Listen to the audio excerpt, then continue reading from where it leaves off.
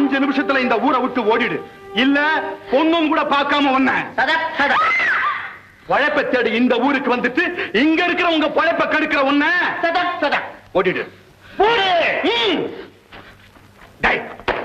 முதல்ல இந்த குடிசை இழுத்து பூட்டுறேன்.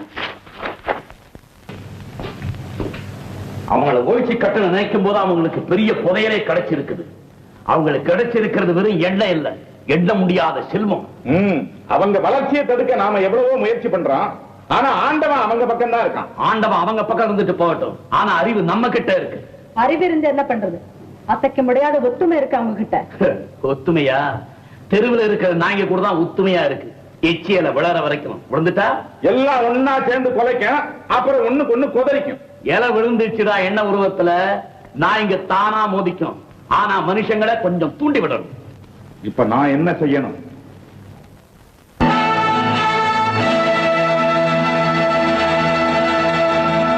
எண்ணெயினுடைய சக்தியும் அதை கொடுக்கிற இந்த நிலத்தினுடைய மதிப்பும் என்னங்கிறத இப்ப புரிஞ்சுக்கிட்டீங்களா? ஆயிரக்கணக்கா லட்சக்கணக்கா அந்த பணத்தை அனுபவிக்க போறது அந்த 2 பேரும், ராஜா ரவி. ஒத்துமை ஒத்துமைன்னு சொல்லி உங்க வாயை பூட்டி வச்சிருந்தாங்களே, இப்ப என்ன செய்ய போறீங்க? அப்பா, இத புரிஞ்சுக்க இவ்வளவு நேரம் ஆச்சாப்பா? பாதி ராத்திரியில அதுவும் இன்னைக்குன்னு பார்த்து ஏன் இப்படி ஒரு கூட்டம்? ஏன் பேசாம இருக்கீங்க? என்ன விஷயம் சொல்லுங்க. இதுல விஷயத்தை தெளிவா எழுதியிருக்கிறான், நீங்களே படிச்சு பாருங்க.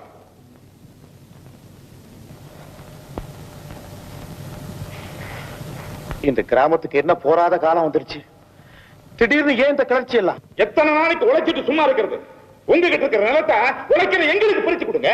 இந்த பிரிவினை எண்ணம் எல்லாம் எப்படி வந்துச்சு உங்களுக்கு? எங்க உழைப்பினால நீங்க மட்டும் நல்லா இருக்கணுமா? அப்படி கேளியா? அர்த்தமில்லாத பேச்சு. ரவி, சரின்னு ஒரு வார்த்தை சொல்லு, அத்தனை பேரை அடிச்சு வரட்டும். பொறுமையா ராஜா, நீ எதுவும் பேசாத. எங்க கிட்ட இருக்கிற நிலமெல்லாம் எங்களுக்கு மட்டும் இல்ல, எல்லாருக்கும் சொந்தம் அப்படின்னு சொன்னீங்களே, அது பேச்சோட போட சரியா? சட்டப்படி எங்களுக்கு பிரிச்சு கொடுக்கணும். நாம ஒன்னா சேர்ந்திருந்தாத்தான் உறுதியோடவும் பலத்தோடவும் வாழ முடியும். பிரிவினை நம்ம பலகீனப்படுத்திடும். நீங்க சுயநலக்காரங்க இல்லைங்கிறது நிரூபிச்சு காட்டுங்க. ஓஹோ, எங்க நேர்மையே சந்தேகிக்கக்கூடிய கட்டம் வந்துருச்சா? சரி, பிரிவினை தான் கேட்க வந்திருக்கீங்க. கையிலேயே தீவட்டி ஒரே கொடுத்த போறீங்களா? நல்லா யோசனை பண்ணி பாருங்க. திருடர்களாகவும் நாடோடிகளாகவும் தெரிஞ்ச நாம இப்பத்தான் மனிதர்களா மாறி இருக்கும். சரி, மனுஷனா மாத்துறீங்க, இப்ப முதலாளியா மாத்துங்க. ரவி, இவங்க கிட்ட என்ன பேச்சு? நிலத்தை பிரிச்சு தர முடியாது. உங்களால ஆக பாத்துக்குங்க.